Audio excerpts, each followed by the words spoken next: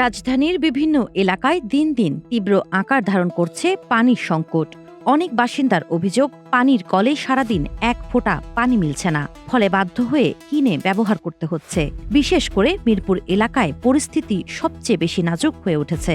আগে যাও একটু যাইতো, এখন আপনার ৫-৭ দিন ধরে একবারে পানি যাইতেছেন, আমরা অনেক কষ্টে আছি। জীবন অবাক না করলে কে করবে? 28% মিল্ক ফ্যাটের অবাক করার সাথে ফ্রেশ মিল্ক পাউডার। জীবন অবাক করুক প্রতিদিন। ঢাকা ওয়াসার তথ্য অনুযায়ী সংস্থাটির দৈনিক উৎপাদন ক্ষমতা প্রায় ৩০০ কোটি লিটার, যা চাহিদার কাছাকাছি। তবে চলমান তাপপ্রবাহ ও শুষ্ক মৌসুমের কারণে পানির চাহিদা বেড়েছে।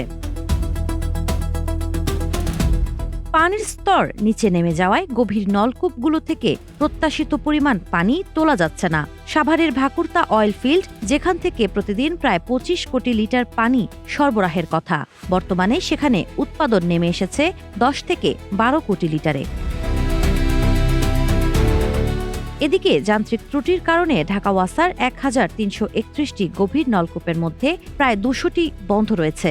সঙ্গে যোগ হয়েছে লোডশেডিং, যা পানি উৎপাদন ও সরবরাহে বাড়তি বিঘ্ন সৃষ্টি করছে। ফলে শুধু মিরপুর নয়, নর্দা, কালাচাঁদপুর, কুড়িল, মহাখালী ও বনশ্রী সহ বিভিন্ন এলাকাতেও সংকট ছড়িয়ে পড়ছে।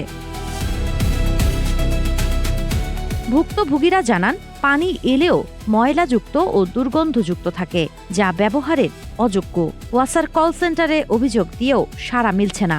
ঢাকা ওয়াসা বলছে, পরিস্থিতি সাময়িক এবং দ্রুত সমাধানে কাজ চলছে।